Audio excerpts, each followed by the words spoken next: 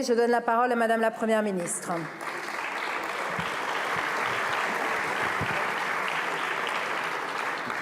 Merci Madame la Présidente, Mesdames les Présidentes, Messieurs les Présidents, Mesdames et Messieurs les députés.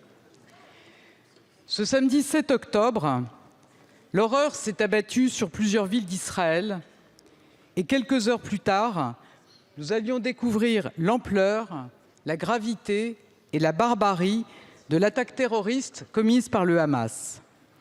Des tirs de roquettes massifs, des civils visés, des femmes, des hommes, des personnes âgées, des enfants, exhibés, humiliés, pris en otage, tués. Ces images ont été un choc. Elles étaient probablement encore en dessous de la réalité. Dans les heures qui ont suivi, nous avons découvert 260 victimes dans le désert, des jeunes femmes et des jeunes hommes sauvagement tués.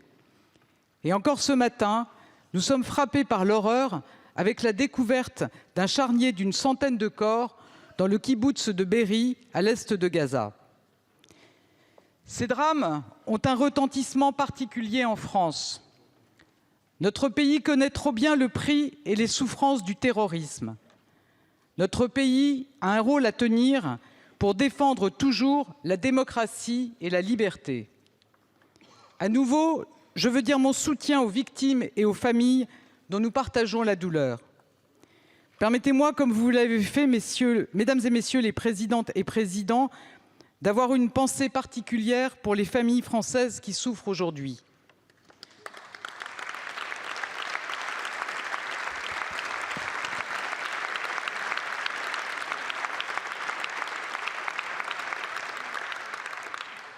Nous déplorons à l'heure actuelle 4 décès parmi nos ressortissants et nous cherchons encore des nouvelles de 13 de nos compatriotes dont la situation est extrêmement préoccupante.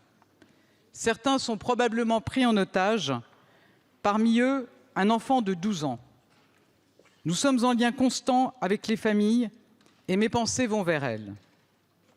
Et nous veillons en lien avec Air France à ce que des vols puissent reprendre au plus vite. Nous sommes face à une attaque terroriste commise par un groupe terroriste, le Hamas, un groupe reconnu comme tel par la France comme par l'Union européenne.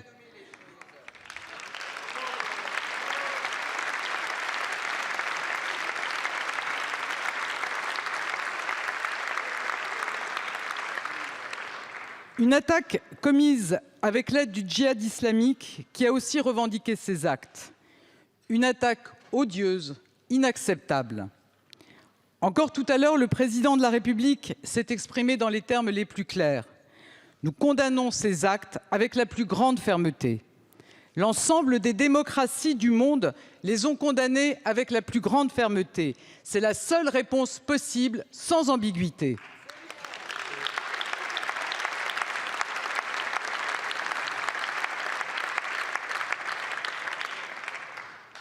Mesdames et Messieurs les députés, ne nous trompons pas sur ce qui vient de se passer. Nous faisons face à un changement d'échelle.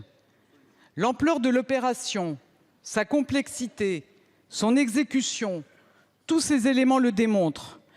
La barbarie et le niveau de violence inimaginable nous rappellent les pires moments de notre combat contre l'État islamique.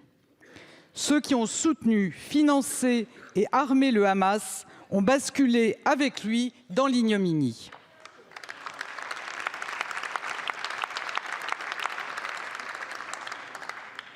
Dans ces heures graves, la responsabilité doit guider notre action. Notre message est clair, le président de la République l'a rappelé ce matin. D'abord, un soutien total à Israël et à sa population. Nous nous tenons à leur côté et Israël a le droit de se défendre face au terrorisme.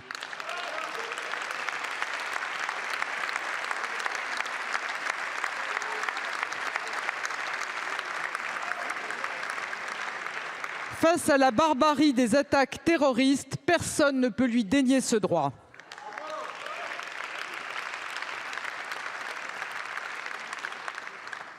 Ensuite, nous devons tout mettre en œuvre pour permettre la désescalade et éviter l'embrasement de la région. Tous les civils doivent être protégés et le droit international respecté.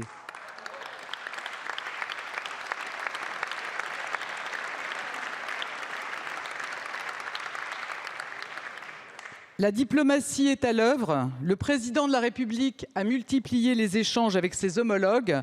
La ministre des Affaires étrangères est pleinement mobilisée avec l'ensemble de nos diplomates. Nous restons en contact très étroit avec nos partenaires dans la région. Chacun doit mesurer les risques de la situation. Enfin, je veux le dire, nous sommes vigilants dans notre pays et nous ne tolérerons aucun acte, aucun propos antisémite en France.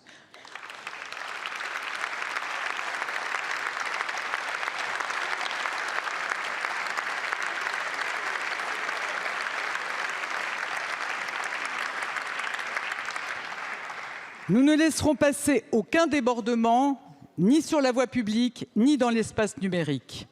Notre cadre républicain est clair. Il s'appliquera avec la plus grande fermeté à tous ceux qui voudraient utiliser ce conflit comme prétexte à l'antisémitisme, que ce soit dans nos rues, dans nos écoles, dans nos universités.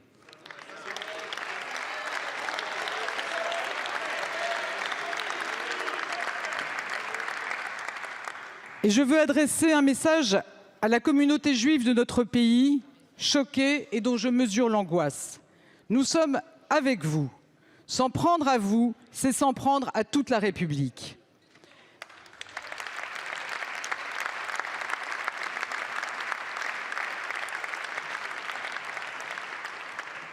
Dès samedi, le ministre de l'Intérieur a adressé des messages de vigilance à tous les préfets et aux forces de l'ordre. Avec le concours des militaires de Sentinelle, la protection des lieux sensibles a été renforcée. Enfin, nos services de renseignement travaillent activement à la détection des menaces afin de prévenir tout acte de violence. Mesdames et messieurs les députés, je veux également être clair sur un point. La France a toujours été l'artisan de la paix. Elle le reste, et malgré l'horreur des événements, ces violences injustifiables ne doivent pas nous détourner de la recherche d'une paix durable au Moyen-Orient et d'une solution politique dans le conflit israélo-palestinien.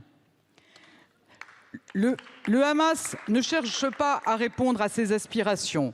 Il a démontré que son seul objectif, c'est de faire couler le sang. Dans ce contexte, je n'ignore pas les interrogations sur notre aide humanitaire.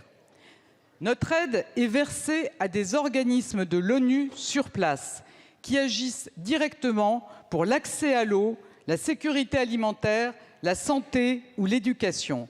Nous sommes extrêmement vigilants à ce qu'aucun euro d'aide française ne parvienne à une quelconque organisation terroriste, ni à Gaza, ni ailleurs.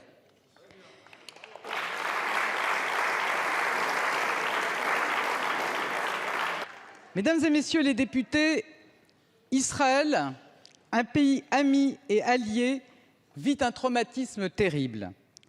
Un traumatisme qui nous replonge 50 ans en arrière. Notre devoir est d'être aux côtés de la démocratie.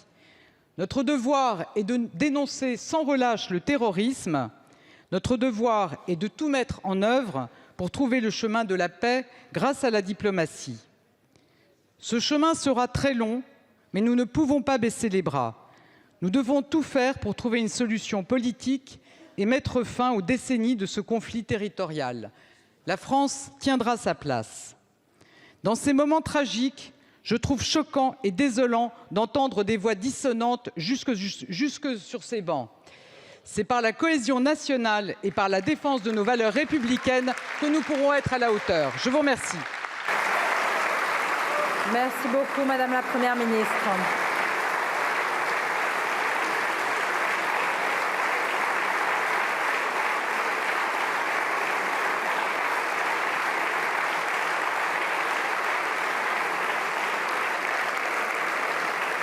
Je vous remercie.